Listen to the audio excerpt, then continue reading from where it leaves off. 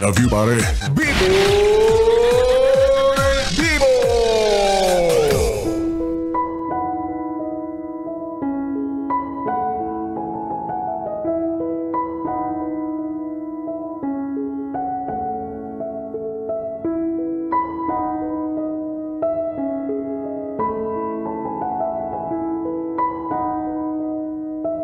BB Time with B-Boy Bibo.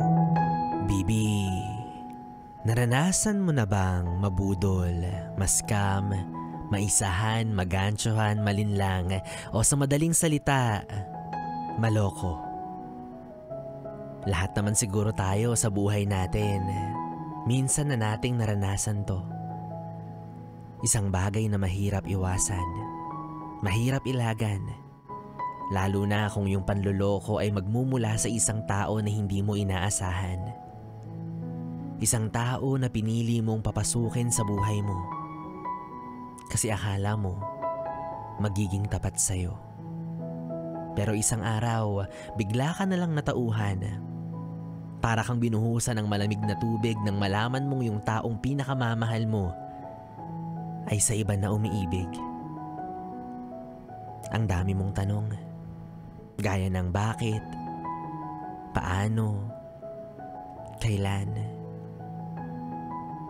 Bakit niya nagawa yun sa'yo? Gayong wala siyang ibang ginawa sa relasyon ninyo kundi ang mangako na kailanman ay hindi kanya ipagpapalit at iiwan. Bakit niya nagawang isang tabi para piliin yung iba na hindi mo alam kung ano bang meron sa kanya?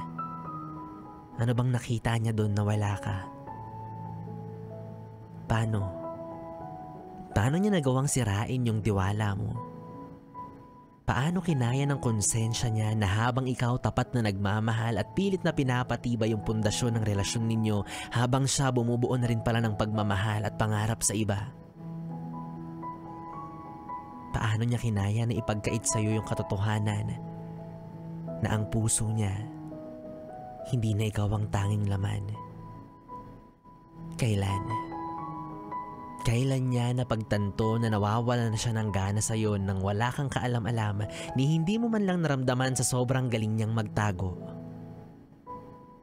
Kailan niya sinimulang ipakita sa iba yung uri ng pagmamahal niya na akala mo ikaw lang ang habang buhay na makakaramdam?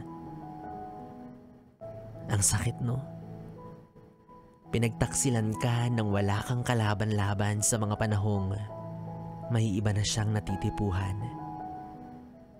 Bakit naman ganun? Paano ka na ngayon?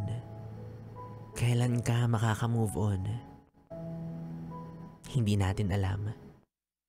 Pero sa ngayon, ang bukod tanging alam mo lang, hindi na siya kasing init ng kape at daig pa niya yung gatas na walang asukal sa sobrang tabang. Hayaan mo na siya. Kung may gusto na siyang iba, sige na, pakawalan mo na. Huwag mo nang ipaglaban yung taong inalayan mo ng buong puso. Pero iba pa rin pala yung pipiliing makasama sa dulo. Kaya ako, alam mo, sinasabi ko sa'yo, kapag ako niloko mo, ay, hindi ko yun kawalan. Oo, habang buhay mong pagsisisihan na minsan sa buhay mo may jowa ka ng masarap mahalin, pero pinili mo pa rin sumama sa mukhang sigbin.